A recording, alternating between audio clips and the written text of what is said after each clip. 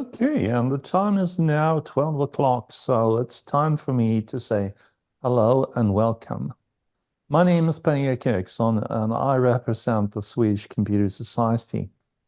I'm also, together with Joachim Söderberg, the person, or, well, I guess we should call us the persons actually managing these Let's Talk activities.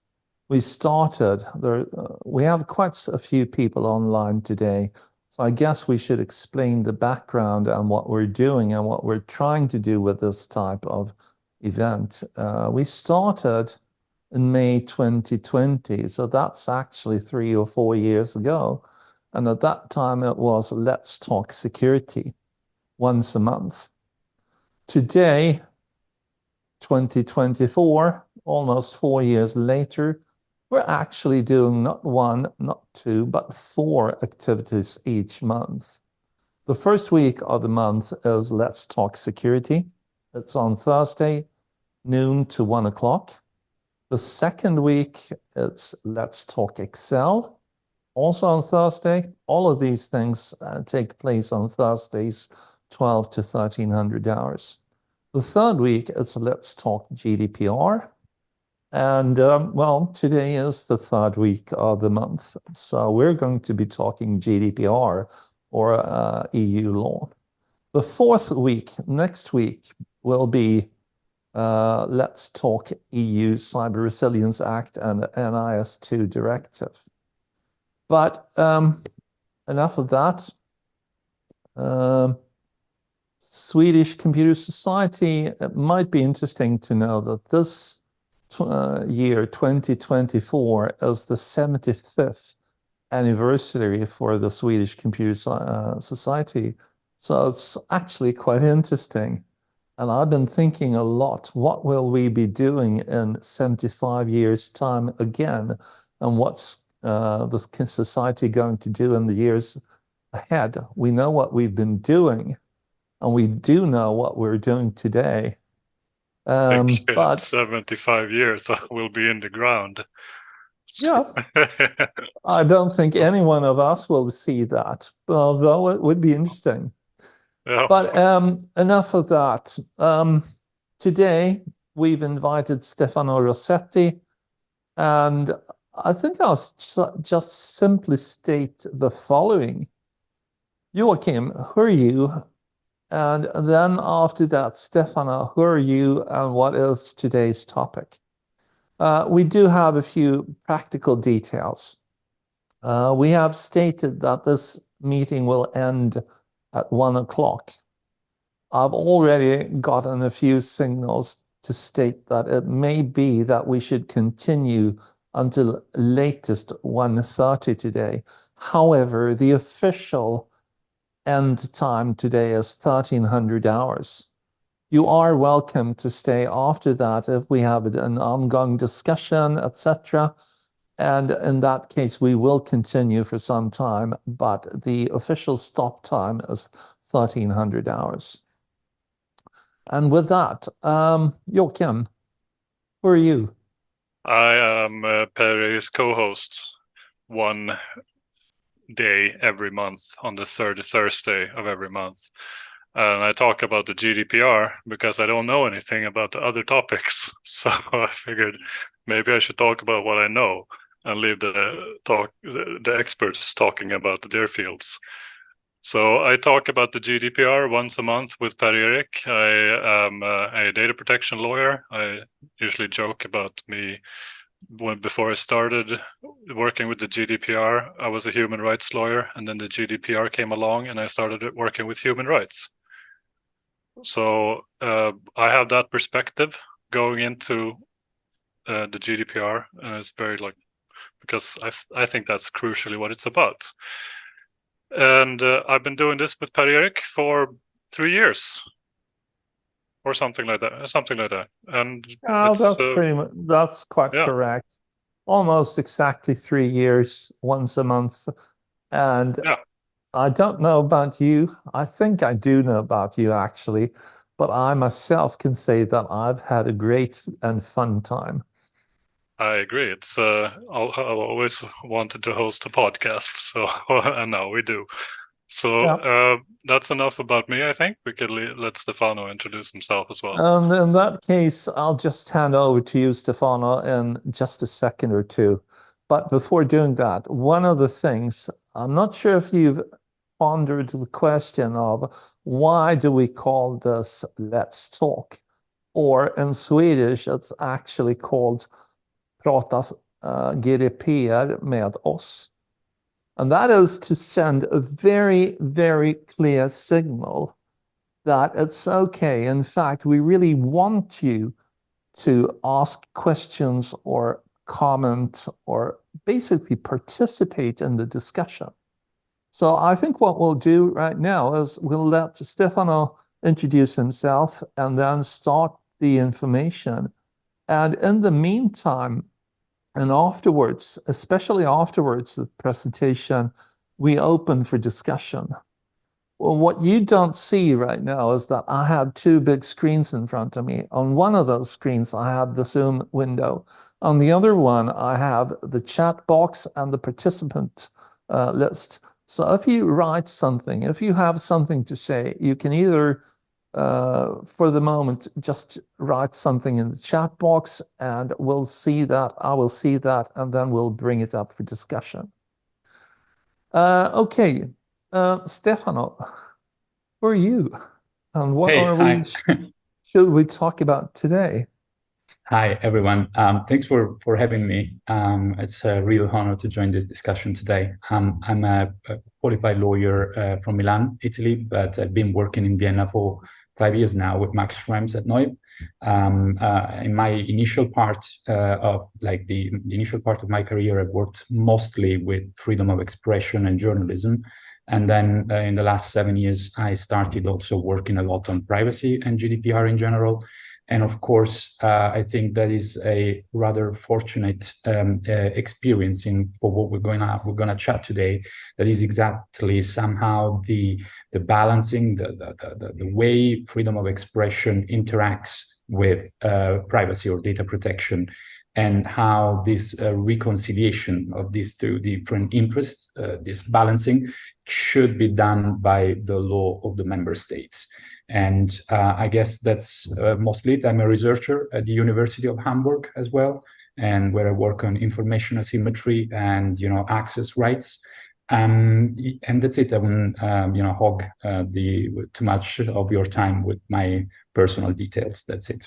I'm happy to get in touch with you guys. Like if you want to if you have questions, please, as Per said, I'm happy to respond. And in general, you can always shoot me an email, and I'm happy to get in touch.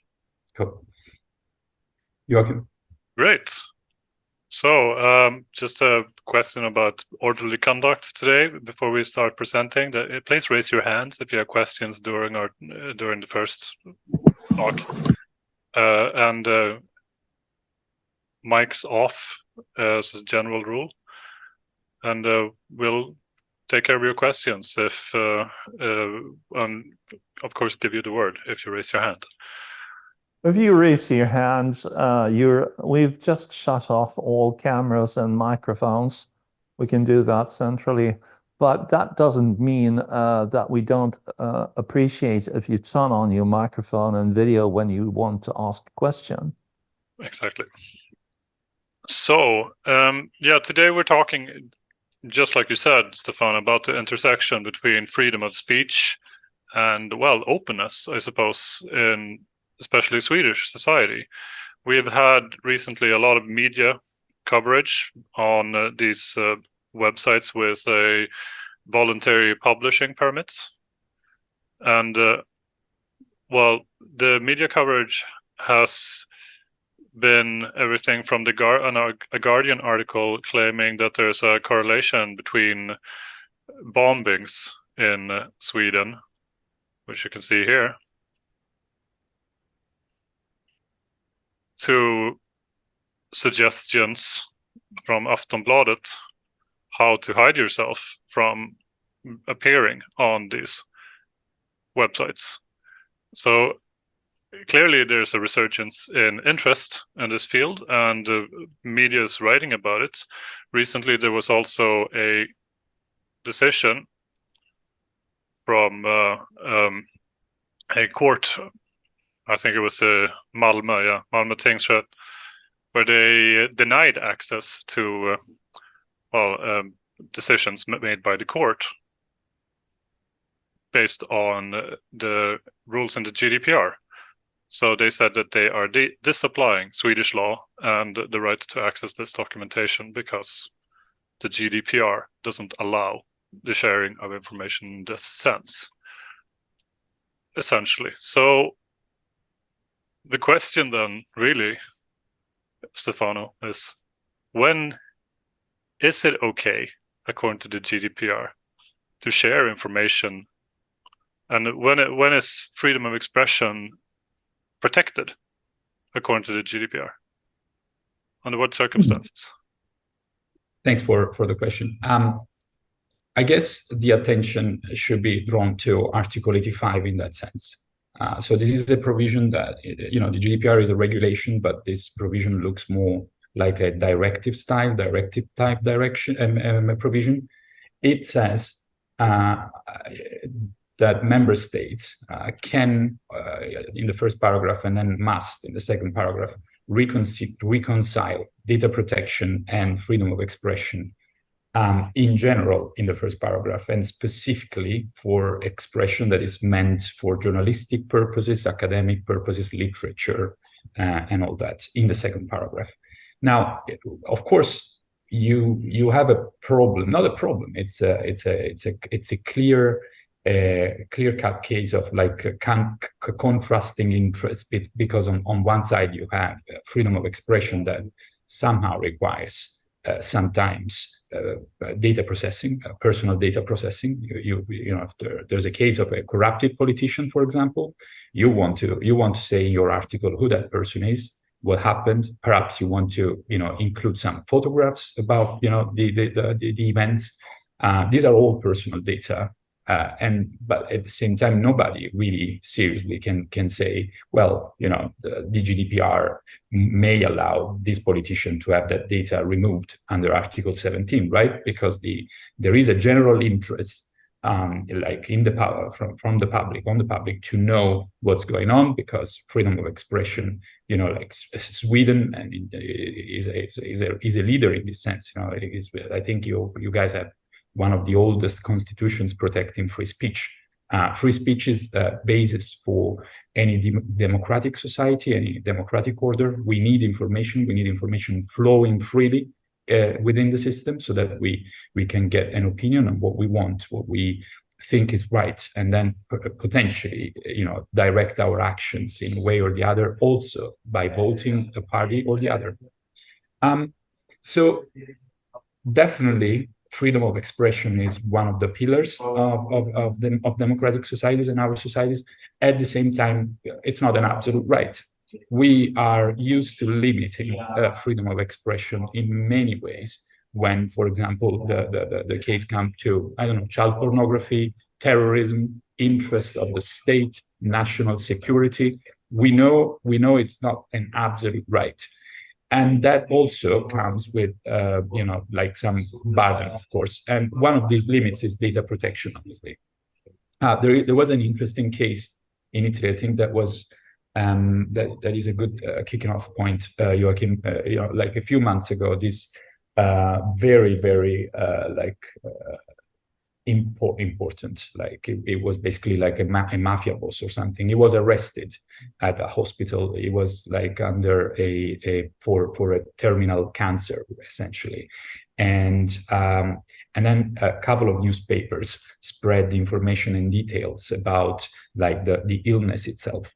The Garante, which is our data protection authority, required that information be rectified, removed in some way or the other, because the type of illness, how many days that person would have, if they were suffering or not, that was not in the public interest. You want to know that somebody like a very bad person has been arrested, but is it in the interest of the public to know details about his health status, since it doesn't have anything to do with his participation in a trial, for example, in that specific case? I mean,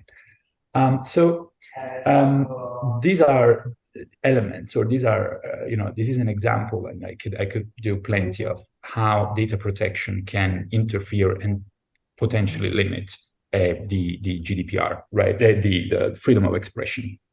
Now, how technically and practically member states reconcile these interests should follow from the provision under Article 85.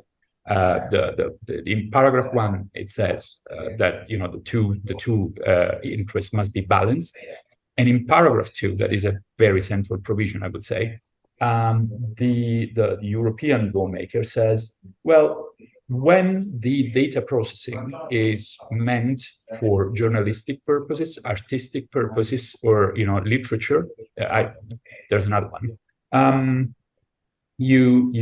Member states may derogate to the GDPR, shall derogate to the GDPR, and do so that there is freedom of expression is not unduly and limited. So what is required of member states is like a very surgical operation here. You want to have a law that is somehow able of recognizing what you have in mind, some basic interest of journalistic expression. And I focused that this is an important word, journalistic expression. So under paragraph 2, you must reconcile, like you can limit the GDPR when the expression is meant for journalistic purposes. There are other types of information that are non-journalistic, intrinsically journalistic. We can make some examples later, but you have this dynamic. So you can limit data protection, you can limit privacy when the processing is meant for journalistic purposes, right?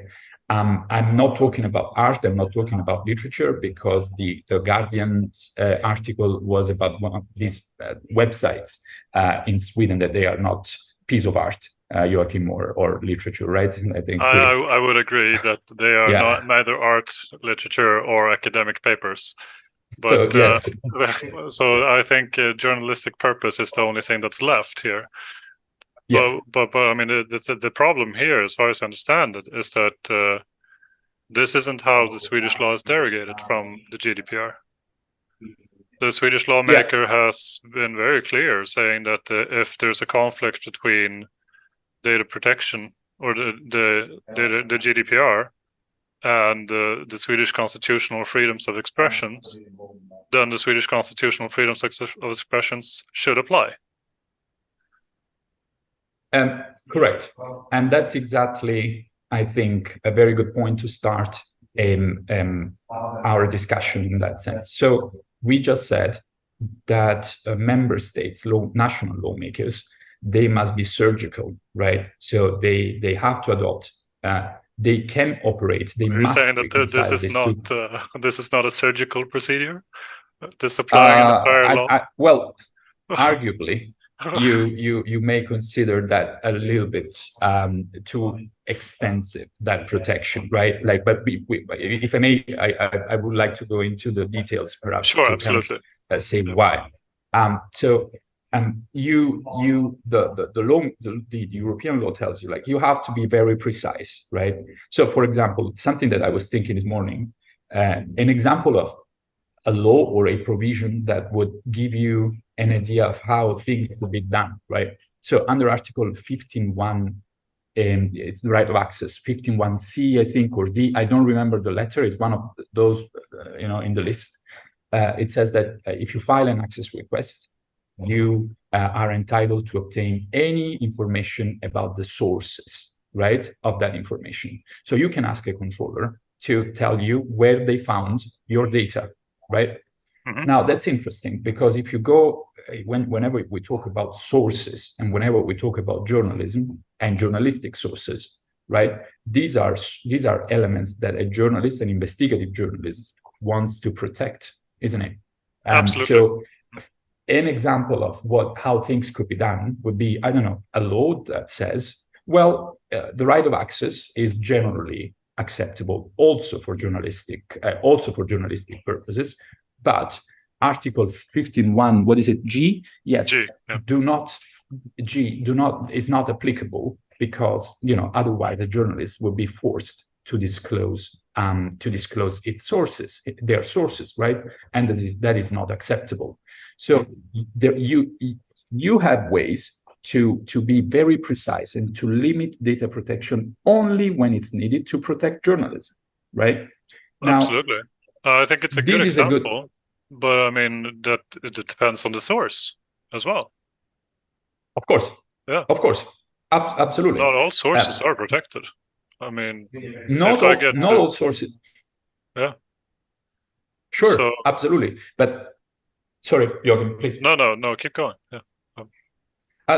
No, I mean, just to say, this is an example, not sure, but this is an example of how things should work in terms of like strict necessity of the derogation, and that is mandated by EU law. And so now what I think the problem is now, if we assume and accept the primacy of EU law and the primacy of Article 85, and what it says, that is like you can limit the GDPR, but for journalists, only for journalistic purposes, then we have to kind of observe the Swedish law and determine if it kind of ties into these limits, if it works well with the European law in Article 85, and so the Article 85 says you can protect journalism, not something else. So a definition of journalism in that sense is very crucial, to kind of see what is journalism that can be protected and what is not, that therefore does not deserve that protection, that constitutional safeguard. And also, if you look at the national, I've read something about, quite extensively about Swedish information law and constitutional law. And if you look, the YGL, it's a part of the Swedish constitution. The preamble to that is, we want to protect Swedish freedom of expression. We want the information to be free. We protect this liberty from governmental and other people's or groups interference, and the focus also in the parliament's description somehow was it is meant for the press. So that part of the constitution is actually meant to protect journalism, right? At least in its general idea and in the preamble. Then the law changed over time to kind of keep pace with technological advancements, right? Now, sure. Let me ask you a question here. What is journalism? If you want to go, like, if you want to have a definition of what journalism is, I think the best way to go would be to look at the European Court of Human Rights case law. That is really the court in Europe that has worked the most on this subject, freedom of expression and journalism specifically. And we would do that. You could ask me, like, why European Court of Human Rights and not Court of Justice? I would say both of them. But like under Article 52, paragraph 1 of the Charter of Fundamental Rights, the interpretation given by the European Court of Human Rights to a fundamental right, such as freedom of expression, that is also protected under the Charter. So that interpretation is relevant for European law. So we can, long story short, we can use the case law from Strasbourg and to have a better idea of what journalism means, right? And I mean, it's extensive case law, but established in its core. And essentially, the court says that what journalism is something that contributes to the public debate. Okay, so whatever type of information you have that has something to do, or is meant to fuel and nurture the public debate, then that is journalism. What is not journalism are elements of like private life, the illness of that mafia boss, for example, the I don't know, the phone numbers, the morbid photos of, you know, like of intimacy between people, you know, health data that has nothing to do with the topic at discussion being debated. When the court says when the information is meant to merely satisfy the curiosity of the public, then you don't have journalism anymore.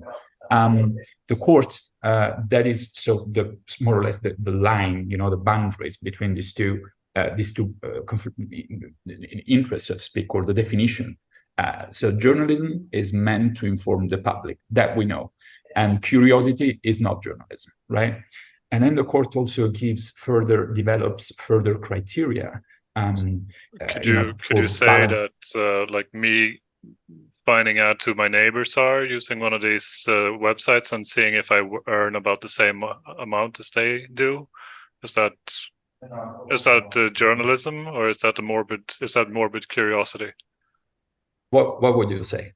Like, I would say that I would say that it probably doesn't inform the public discourse when I check up on my neighbors to see if they're criminals, or stuff like that. I would say that there's probably a different reason for me doing that, and that there's probably a different reason for that information being out there. And to add on that, and I think that's why the case law, the Court of Human Rights case law is very interesting, is that you also have other criteria, right? So, for example, the degree of notoriety of the person affected by the report, so to speak, you know, like the processing. If it was a subject of a news report, the prior conduct of that person concerned, right? The content, the form, the consequences of the publication, the manner and circumstances in which the information was obtained, right? And its veracity.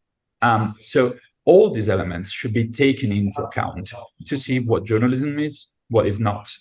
Of course, we also know from the court. It also sounds to an extent that the recipient of the information determines what journalism is. Come again? So to like, speak, what my purpose of finding the information or looking up the information seems to determine to an extent what journalism is as well. So if they say that it's not to satisfy the morbid curiosity of the viewer, but it rather is to inform public discourse. I mean, you could draw the distinction between like a gossip magazine maybe not being journalism, even if it does inform about these notorious people, famous people. Because the purpose isn't necessarily to, spread information about that's relevant for public discourse. It's not about the movies they make. No, it's that when it comes to gossip, really, there is a different.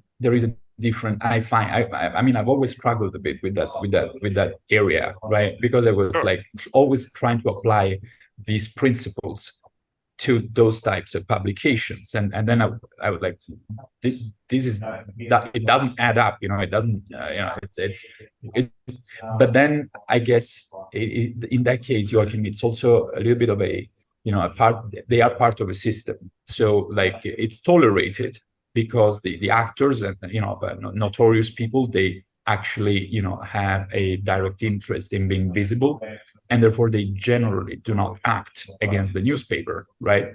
And the information is just not the newspaper, the gossip paper.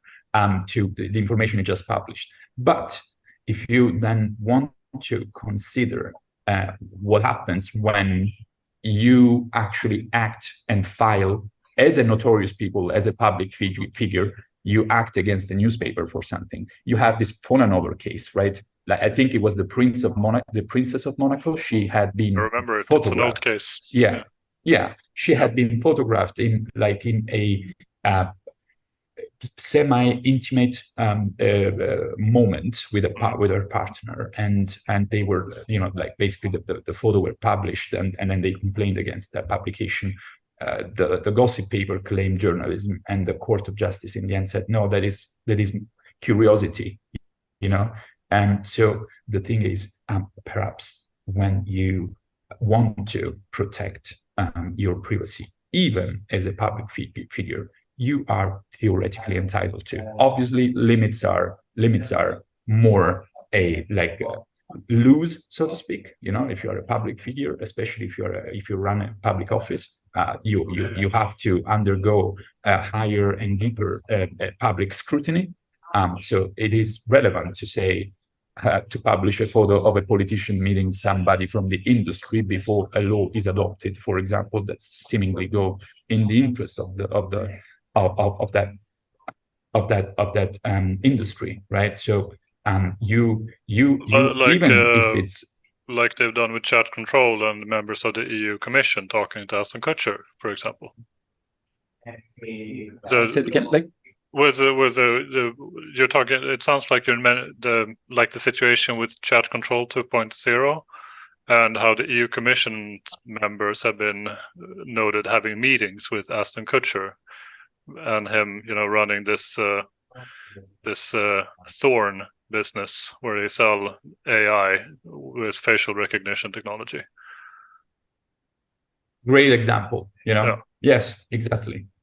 So we know what journalism is, we know what it's not, and we know at the moment that under Article 85, only journalistic expression may possibly justify not any derogation, but a surgical one to data protection. But the Swedish, even the derogation in Swedish law, when it refers directly to Article 85.2, is not surgical. It's a blanket exemption from the chapters in the GDPR. But the funny thing is, though, that it also states that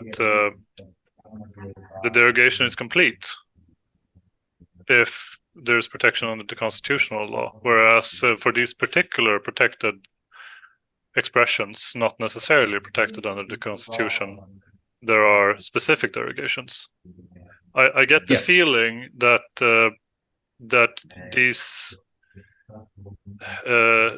that getting a publishing permit affords you a greater protection than can be afforded under the GDPR today in Sweden. It is exactly the point. I think it's Article 1.4 of YGL. It's an interesting provision if you look at it. I can bring it up. Yeah, cool. Yeah. So the YGL is this provision that initially says we want to protect freedom of speech. We said, you know, in the preamble and in Article 1. And we want to the public debate in Sweden to be as free as possible. Then, you know, we were mentioning the law, the Constitution itself had to kind of keep up with the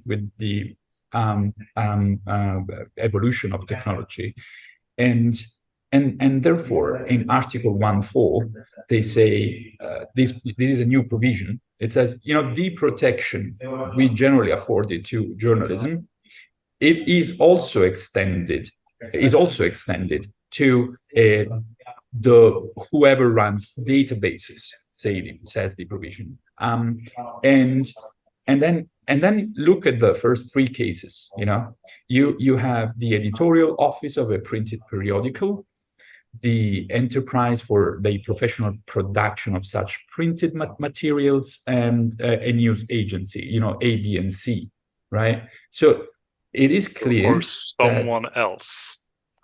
We're getting there. We're getting there, because that's the point. Yeah, the first 3 points are about journalism. You know, the way they sound. It's like we want to protect journalism nowadays as well with their databases somehow. That is the idea, right? Sure. And then you have this interesting, mysterious letter D comes into play, right, and says, well, that protection that for in A, B, and C we've afforded to newspapers or journalists, or for that higher purpose that is, freedom of speech, it is also given to someone else, and provided that there is a certificate of no impediment. And if you look at this, now I'm not, I think it's the following article, it's 1.5. Yeah. It kind of says... Exactly. These are the grounds for obtaining such a certificate of non-impediment. Exactly. Yeah. But these requirements are very, can I say flexible? I would say the requirements are very low, but I'm sure flexible works too. I mean, I think that they're strict, but they don't take into account the content of what is being published. Exactly. Yeah. So you have potentially anyone could get that certificate, and because of the connection with letter D that we just said, and we have Article 7 that says, there is a conflict in case, if there's a conflict, then the GDPR does not apply entirely. And then you have a problem, right? Because then potentially you may end up giving these certificates that in turn gives constitutional protection to people that has nothing to do, or in their activities and business models that have nothing to do with journalism. That is the only purpose protected under Article 85. And in that sense, I find that is the main problem of the Swedish framework, the way at least it is interpreted. If I stick to the article on The Guardian, for example, that I think these websites are used for looking at people, and then they are bombing each other, or sometimes you could see if somebody's too old, and then or if they are away, possibly on vacation, and so you could see if they own a car and where the car is, right? Because and then you go there and steal the car, or maybe get do a robbery. Sure. Is this journalism? Because that's exactly these databases, they operate protected under the protection of journalism, right? This is the connection the law makes. But actually, is this journalism? I'm not sure. It sounds like it's NOYB opinion that it's not. Yeah. Yeah. Yeah. Essentially. I mean, I'm just trying to draw some conclusions from what we said. Sure. No, I think that's a sound conclusion. I don't think necessarily that my address is interesting for the media to discuss. For example, I don't think it's necessarily interesting to discuss my income in the public discourse either, because I'm just a guy, And speaking of that, there is a very interesting Court of Justice decision that it was, in that case, I think it was a case from Austria, and it was a case about publishing public officials' salaries because they wanted, the purpose of the article was, I don't know if it was an article or perhaps just the law that allowed this data to be published, but whatever, the purpose of the dissemination in general was to inform the public about public spending, government spending, and how much the public officials were being paid and all that, which is an element that I would like to know if I want to, just check where my tax money is going, right? So it makes sense. But at the same time, the court says, well, that's okay. I mean, in theory, that's fine. But the state must demonstrate that this is the least necessary measure to kind of fuel the public debate, but at the same time, without excessively interfering with privacy. So even when you have an interest in knowing it, that doesn't mean that the data protection is just disregarded. Actually, in total, you should find the least intrusive measure. You should be able to again act surgically, and so I think that's it. So even when the publication of salary data or private data is interesting for the public, you have to find a solution that is the least intrusive possible. Okay, so that's great, but now we have this problem in Sweden. So, or let's call it a problem, that we have a lot of databases operating with a journalistic license, and they don't conduct and they don't deal with journalism. They publish information. Interest in the public discourse to take part of this information, and all of our data is online. Who's at fault? What should we do about it? Well, because the papers recently, Aftonbladet, they suggested that we all go to all of these databases and try to hide our information, but they don't allow that. You can't.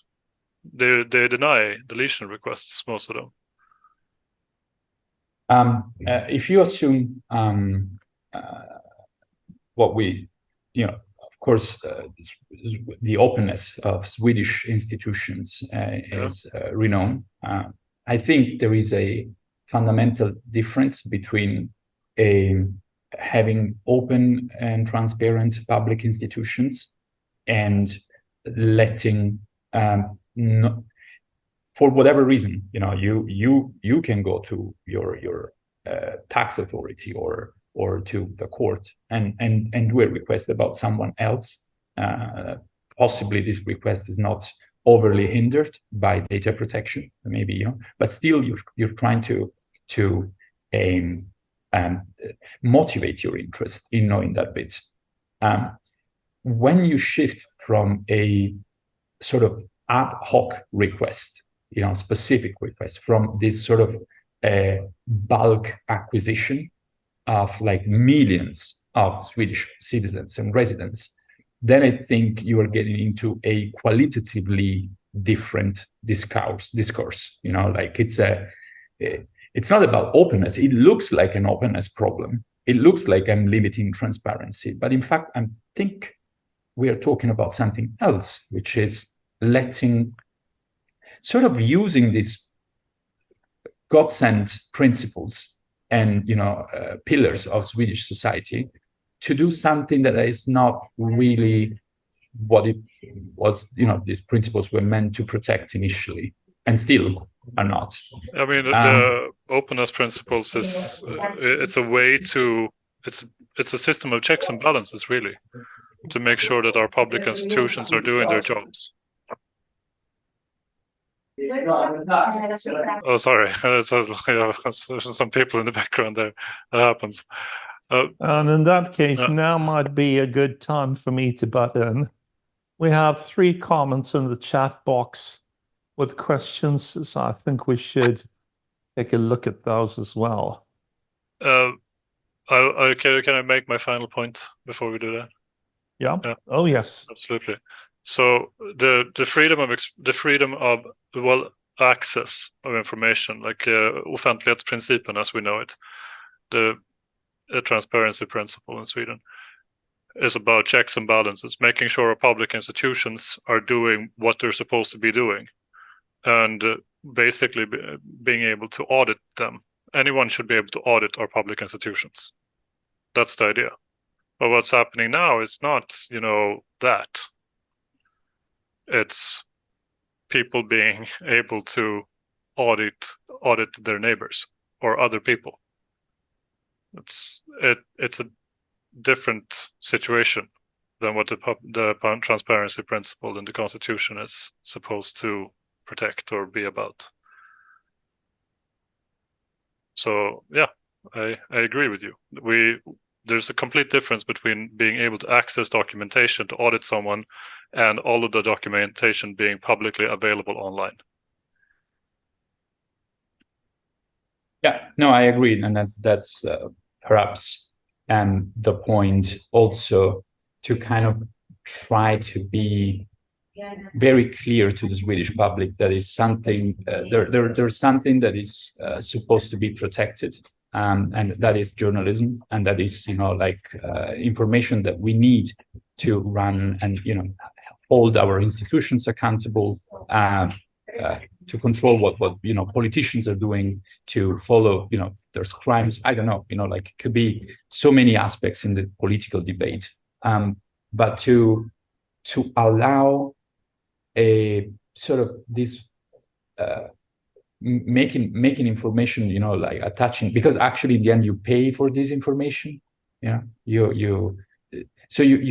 get, you are asked to pay to obtain some of the information on these websites, right? So you have a system that is free, that is transparent. You have very open public administration institutions. They're giving out the data for free, and then somebody's using the same set of data, they arrange it and sell it, right? There is something wrong in it, I think. Other than, regardless of the whole point, is it journalism, is it not? Does it interfere or does it conflict with Article 85, primacy of EU law, all this legal stuff? The point is, do we really want it? Do we think that curiosity, because this is the problem, right, in part, is what we want to protect here, our curiosity, or we rather restrict ourselves to a law that is perhaps more respectful of some essential elements, such as like real journalism, real freedom of expression? This is the big question, I think. But it's really like also I'm very I don't want to come across as don't want to criticize Swedish system as it is. Like you are my friend Joachim, and I'm very respectful of. Criticize the Swedish system. It is a bit of a like I appreciate the when I was reading the Constitution, I was impressed. It's really cool stuff if you think when it was drafted, and it must be respected. I just say that something important. It's not the whole Constitution. It's not the overall approach. The Swedish Constitution does a great job in protecting freedom of speech.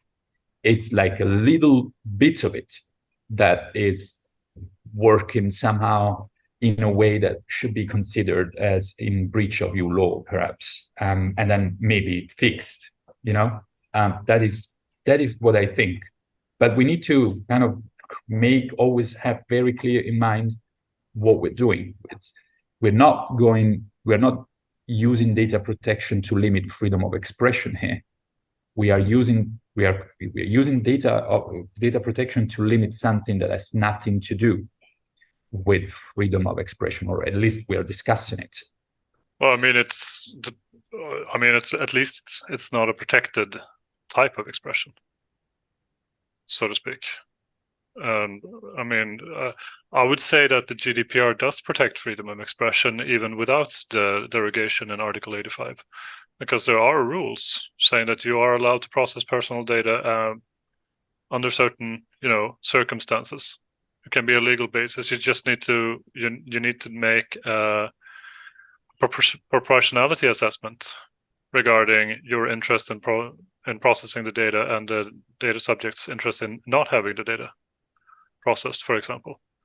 So, the freedom of expression is already protected to an extent. And if I, as a private individual, want to say anything I want, that's not even applicable in the GDPR at least not if I do it, to my friends. Maybe if I start, tweeting stuff or sittering or whatever it's called, that could be a GDPR issue. But no, I agree. Okay, interesting. We should go on to the questions here. We have a question regarding a suit regarding systematic investigation of complaints that the IMY has done. And there is an update from the Supreme Court. I think it's the Supreme Court in Sweden, the Högsta förvaltningsdomstolen, where they have said that people are party to complaints and even if, you know, the IMY doesn't do anything, you're still a party to the complaint. So you have a right to appeal and you have a right to be heard as a party. And that's also something that's been enshrined in the Schufa case that I know that you're an expert on, Stefano. So if you want to give us a short brief on the Schufa case regarding data subjects' right to complain, that would be great. Yeah, sure. Like a little bit background to Pierre's question.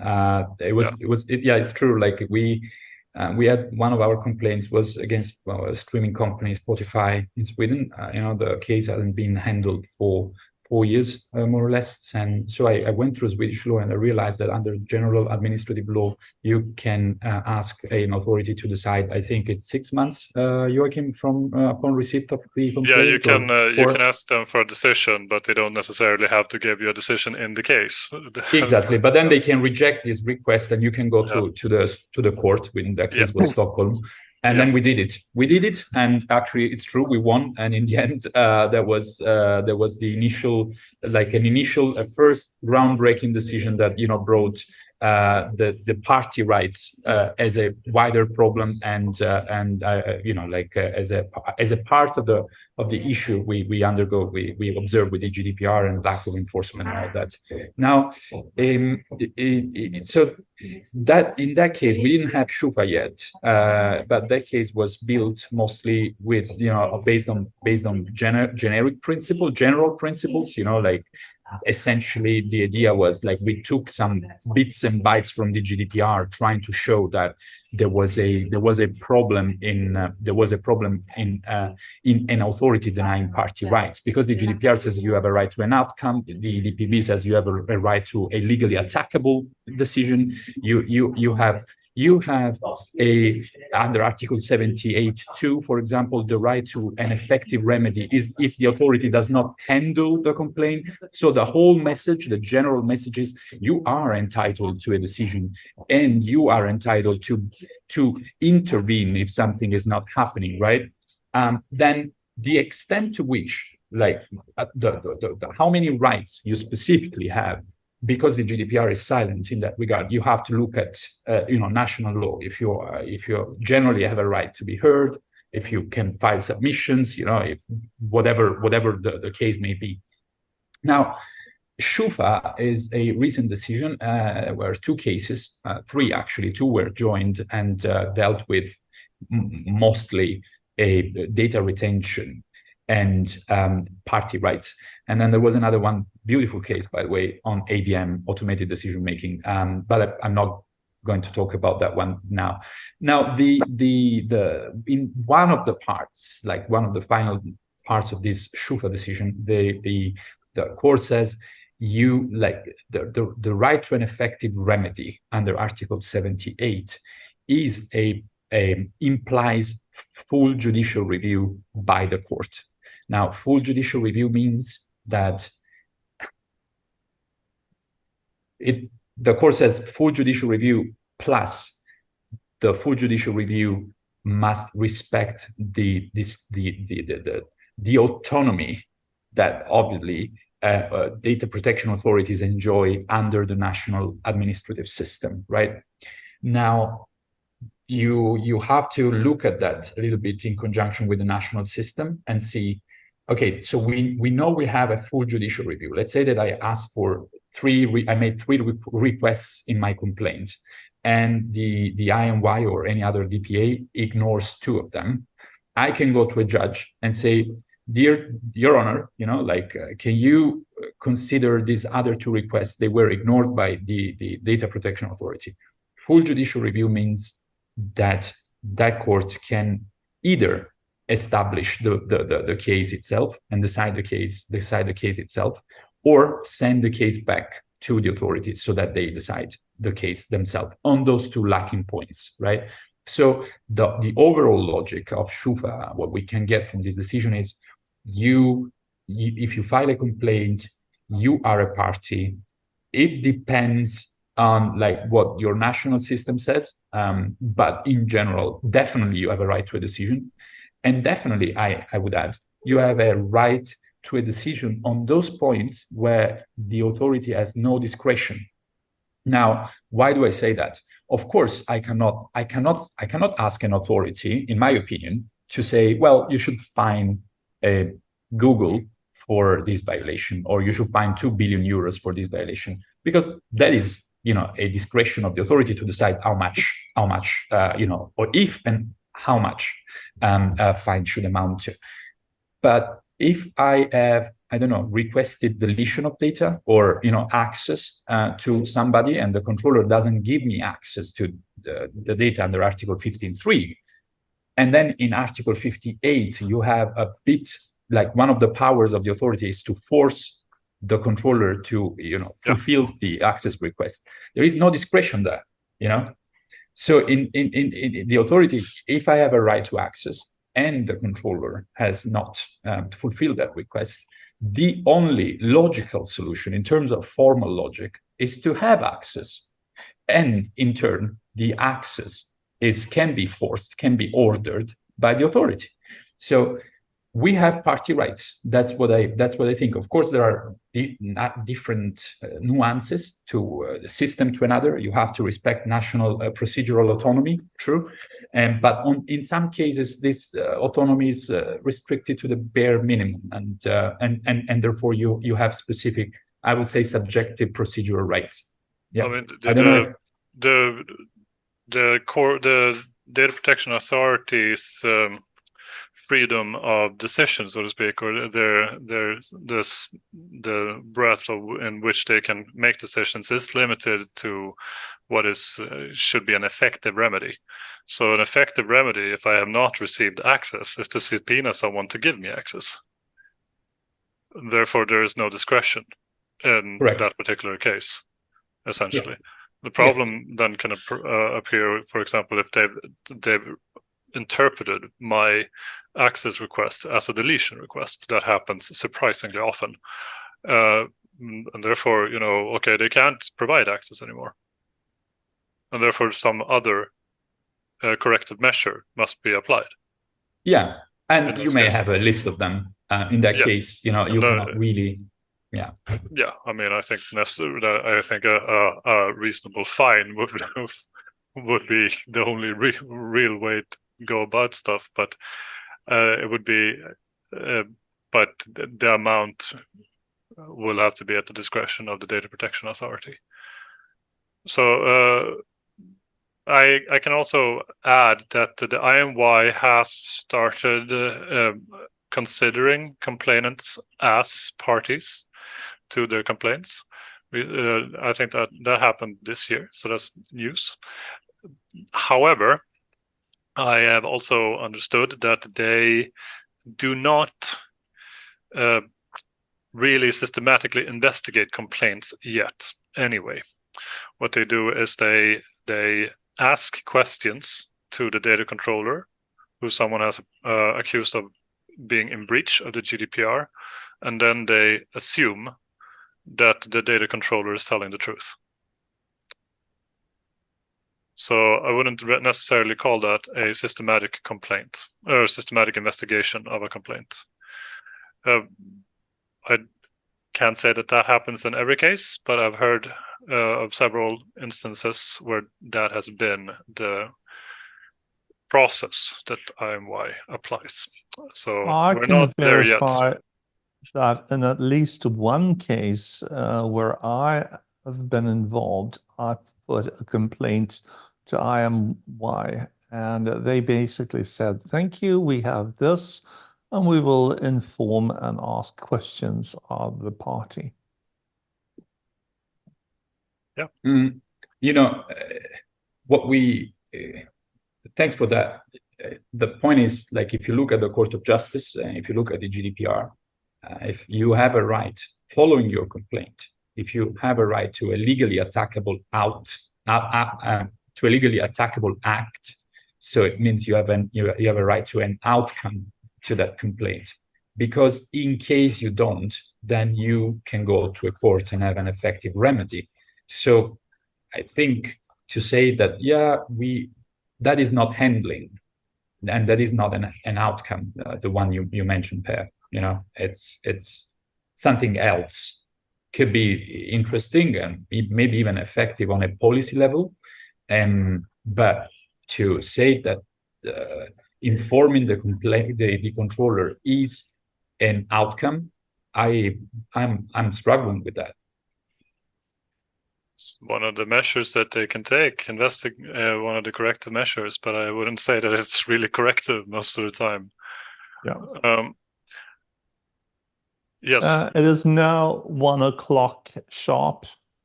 This means that the official event is over, but it also seems that we have a few more ongoing questions.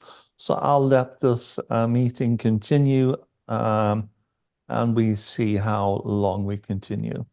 We will end at the very latest 30 minutes past the hour. Fantastic. Let's go look at Walter Gullbrandsson's complaint. I do not know what happened to Walter Gullbrandsson's complaint I think that was one of yeah. He complained about these databases, and I haven't followed it. I haven't seen much news about it since this was in the media the first time 4 years ago. So I don't know what happened to it. That's my answer to that to that one. Sadly, I should call him and ask. I suppose I don't know him, but I mean, his number is probably online, right? Speaking of online, we still have some people have left us. Sure. But there's actually quite a lot of people still online. I would like to remind you that if you have a question or want to discuss or comment something, by all means, feel free to do so. Just start up your microphone or a video or write in the chat and we'll take care of that. So you are very, very welcome to comment and discuss things. Absolutely. We can take Pierre's final question, I suppose. Yeah. He mentions that maybe it would be a good idea to, I mean, I think Pierre's suggestion here, he says that you should maybe attack the intermediaries rather than the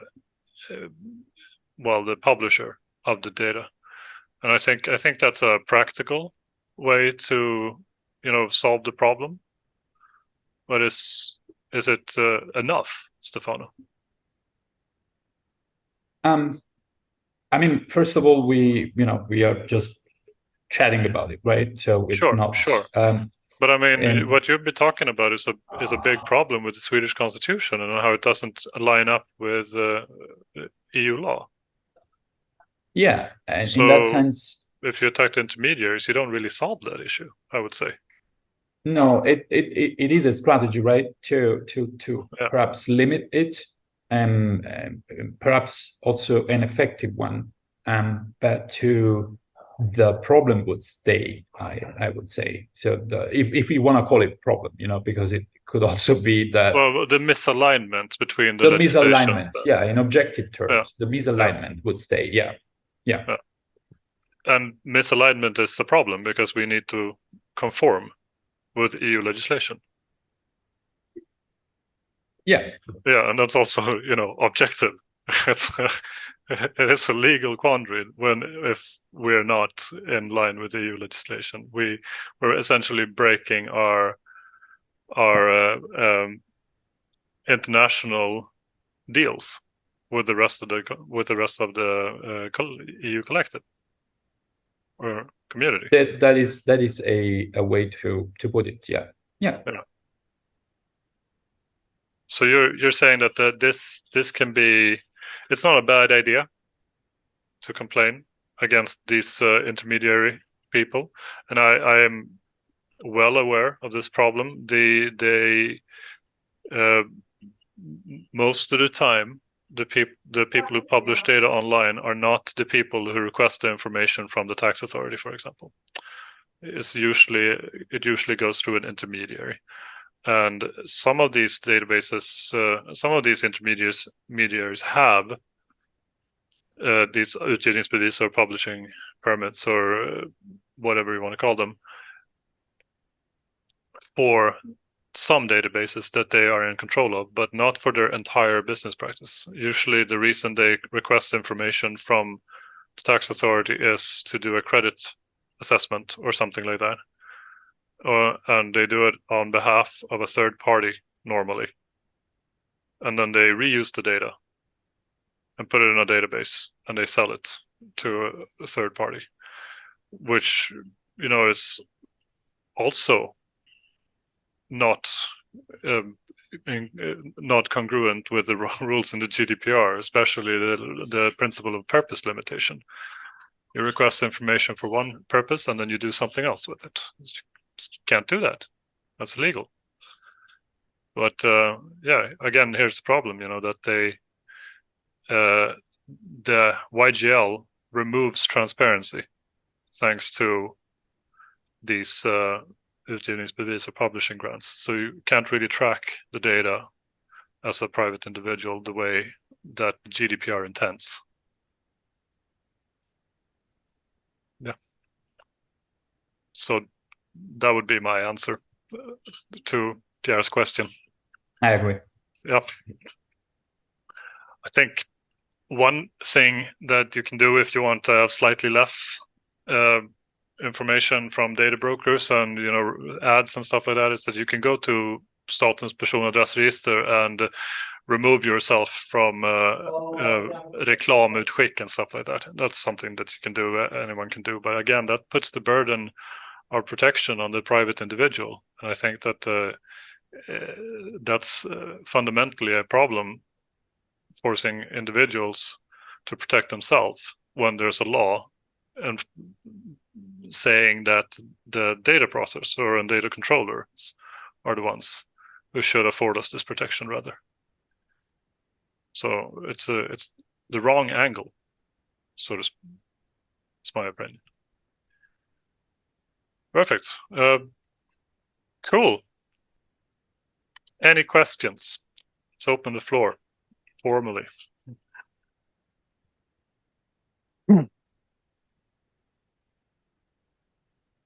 Stefan, du har ordet.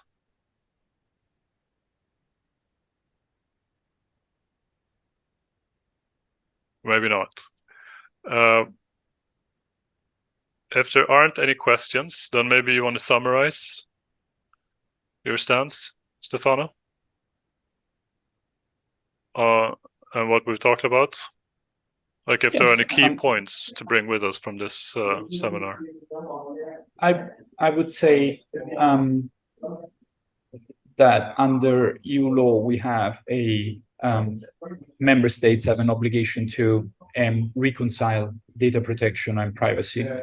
That this reconciliation is needed when journalistic purposes are at stake. And because of the primacy of EU law, you know, each member state should adopt a restriction to data protection that is limited within the boundaries given by European law and the Charter and the GDPR. And in this case, it means that you have to limit data protection the least possible and the least intrusive way to be compliant with EU law, I would say. To that extent, perhaps a definition of journalism or a, you know, maybe a debate of what journalism is, what, you know, it implies, that could be like a good starting point, because I think it's important to have clear words and clear definitions so that we can recognize the concepts we are talking about and protect them when they're worth it, and also don't protect other dynamics that perhaps are not so worth of protection. And you know, sometimes misunderstanding happens, and what we can do is to kind of, you know, recognize it and act accordingly, you know, kind of fix what happened. So yeah, these are my remarks. So what you're saying is that the EU law recommends the scalpel, but the Swedish legislator has used an axe as the Vikings of old. That's a good way to put it. Yeah. Yeah. Not exactly accurate or precise. Okay, well, I think we can end with that remark. I think we've basically concluded this part of the discussion today then. Though it reminds me that we did get an email just before this meeting today. Maybe we should talk a few minutes about that and then conclude today's meeting. Absolutely. Do you want to give us a brief on the email, Erik? Well, you got the email, so I guess it's a good idea if you take a look at the email and okay. relate. Let's see here. This is from a person saying that they don't want to recommend Tesla or Volvo or Polestar because Google works through Polestar and Volvo, and Tesla has forced Zoom into the cars. And when you request a service to remove Zoom, and they say no. That's essentially. I guess basically what we can state in that case is that a company is selling something to you, in this case a car, but it could be anything. Do they have the right to force you to accept software, for example, Zoom?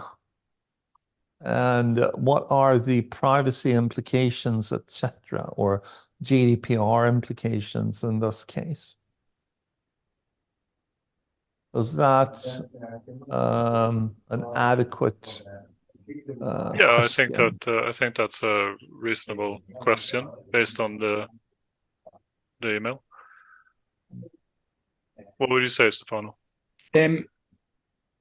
Well, it's a case. It's the usual case of bundling consent into contracts or forcing people accepting contracts whose data a part of the data processing of which is not necessary for the execution of the contract.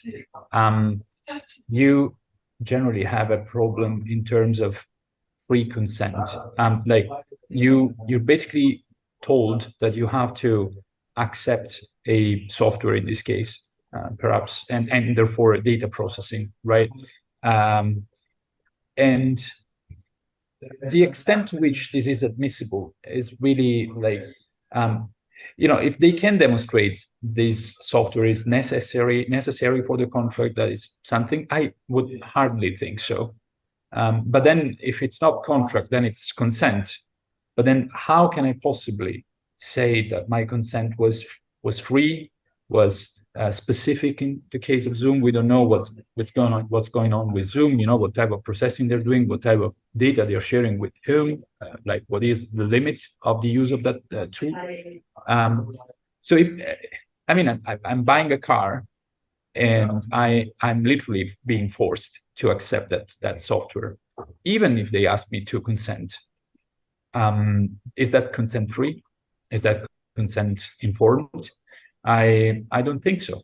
The EDPB, in a slightly similar topic, what I can tell you is the EDPB is going to decide soon on the pay or okay situation. This idea that once I know it's not a common thing in Sweden, but like in other countries such as Germany, also Italy, France, this is coming up more and more. And the idea is it's either you pay for the service and the subscription fees are very high, or you accept the cookies or whatever other tracking technologies, right? It turns out that 99% of the users accept the cookies. Now, is it credible to have a 99% of users, or this is not even, this is unanimity almost, it feels like something wrong in that consent obtaining method, right? Because if you basically tell me like, yeah, you have, yeah, so we have a problem. It's sometimes, you know, the narrative is generally, well, you know, freedom to conduct a business. I do whatever I want. If you want the service, then you know, you have to accept these conditions, which is in a way something we are used to. You know, I don't think we reject the idea of like an entrepreneur setting up a business and making profits. You know, that is open market and free market idea that I don't think we question. To say, but then I think if you look at it from a slightly different perspective, so you have this innocent way of putting things. Well, it's my freedom of conduct a business to put this software there or to Absolutely. ask you for a fee. Data protection That is works. not absolute either. Yeah, but then yeah, absolutely, right. But then if you look at the alternative, well, it looks like you have an alternative because it's like either I pay and like a very high price, right, or I accept. But first of all, the price is very high. So are you really giving me an option? You know, and therefore that also kind of gets into like, is it a real alternative? Is it a real choice, the one I have in front of me, or is the only thing that I can do? And then you look at the 99% of people accepting cookies, right? So I don't. Again, it's about the appearance, you know, and not the substance. It looks good. Is it really about choice, though? Can't you just look at the definition of consent and say where they say that there should be no negative consequences of not giving consent? And in this particular case, you're denied service, or you have to pay an exorbitant fee if you don't give consent. That in itself makes the consent, you know, inapplicable according to the definition of consent in the GDPR. Completely agree. Yeah, it's one of the elements and a very important one to consider. So is it consent? I'm not sure, you know, especially if you kind of put all around this consent, these sort of guns, you know, telling you like, well, you can consent. Yeah. Thank you. I agree. I don't think it's consent either. And when it comes to whether it being a contract or not, the EDPB, on their opinion on Facebook last year, I think almost a year ago in January, they very clearly stated that contractual obligations are one-sided under the GDPR. You can really only the way it works is that if I have a contract with Stefano, for example, where it says that I have to do something for Stefano, and that entails me having to process his data, then yes, I can rely on contractual basis as a legal basis. But if it's not necessary to deliver the car, or if it's not in my reasonable expectations about what the contract entails, then you can't rely on contractual basis as a legal grounds for processing. So in this particular case, a person buys a car and it gets bundled with Zoom. I didn't buy Zoom. I bought a car. Doesn't make sense that I need to be that Zoom is included and has to be included. I should be able to choose to not have Zoom in my car. Essentially. 100%. Yeah. So one might make the suggestion that something that has to really do with the car, for some kind of security system included in the car, etc., that might be another question. But this type of thing. But that could be because that is a requirement to keep the car operational during certain circumstances. Exactly. Other things like Microsoft Word or Zoom or game this or whatever, that's something else which is optional and should not be enforced or necessary in this case. Well, the data processing at least doesn't fall under consent or contractual basis. We can conclude that from what we know. Oh. Okay, any other questions? And I think the silence means that we should say thank you for today and end this meeting. Thank you, Stefano. Stefano and Joachim, thank you. Absolutely. And thank you to all the rest of you as well. You are the ones that make this so fun to do. Thank you so much for inviting me, and to you guys and to who attended to today's discussion. Thanks a lot. Oh, thank you. Thanks you for coming. It's been enlightening to listen to you talk. Yeah. So. In 1 month's time, we will do another Let's Talk GDPR, and we'll get back to you. Information on the Dataföreningen or the Swedish Computer Society's web will be available on our website. And I get a question, a direct message. Hi, Per-Erik, do you have a minute after this? It's to do with Dataföreningen Västra. So yes, Valentin, I do. But let's do that as a separate meeting or whatever we should call it. Okay. Thank you. Bye-bye. Bye. Thank you. Bye. Ciao.